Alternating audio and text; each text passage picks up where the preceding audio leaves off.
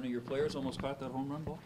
You know, there's a vicious rumor going around about that, but I don't know if it's true. They might have made that up.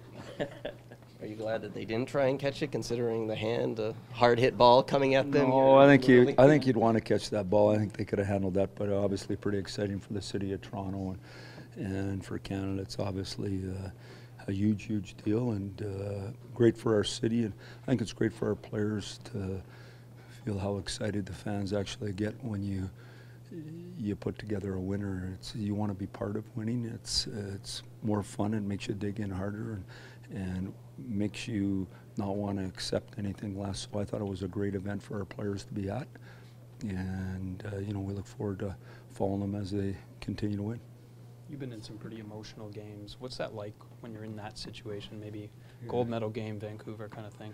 Well, I mean, you know, 24 seconds left in Vancouver, we gave up the lead. So any way you look at it, that's emotionally draining, and yet you got to get yourself regrouped and you got to perform, and you can't kind of come unnerved. And you know, it was interesting for me to obviously watch the seventh there just to see how pro athletes' nerves and emotion and can get in the way of who you are, and that's just reality. I see our team, when things go wrong, nerves and emotion get in the way too, and so you have to learn to control those things. Now, you know, I mean, we're just looking at it from our side as we won, right? So everything's rosy. You know, it's probably a tough pill to swallow today on the other side.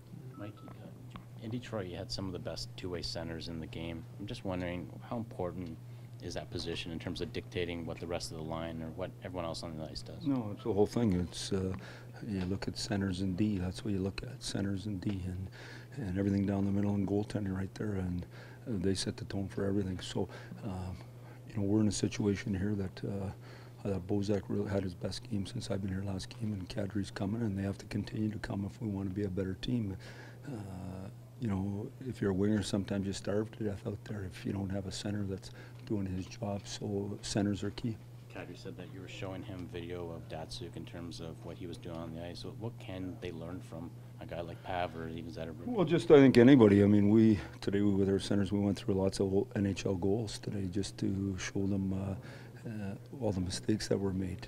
And you know, the greatest thing about playing fast on defense is you have the puck all the time, and it's a way more fun game to have the puck. So, you know, Naz is like anybody. He's a work in progress. He's trying hard. He's trying to do the right thing, and we got to turn him into a guy that we can count on every day, and that comes in here and leads and embraces. And you know, the thing about life is the more success you have, the more confidence you get, the harder you work, the harder you dig in. And so, to me, that's a big part of that circle of success that we're trying to get going here is we got to do our work every day in preparation. If we prepare hard enough, we're going to get lucky enough to win.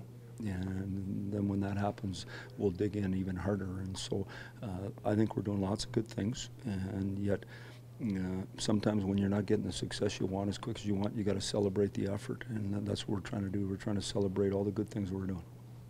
Mike, after a week of practice, do you expect a little rust in the first game back, or do you expect them to be really sharp? They better be sharp.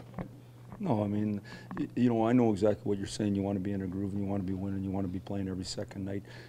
I mean, I wish that we played every second night, and that we never played back-to-back, and that, but the TV gods don't let that happen, as you know, so it's the way it is. We got the break, we tried to take advantage of it, now let's go play. Decide on your goaltender rotation you had for these two games? Yeah, Rhymes is going, and then Burns is going. Matthias going to be ready, do you think? Yeah, I think so. Well, I haven't heard any different. Reimer, you said it's Reimer tomorrow? Yeah. Do you think about their head-to-head against the team that they're playing against? Well, I did lots of that. You know, we have it all added up, but it didn't come into account this week.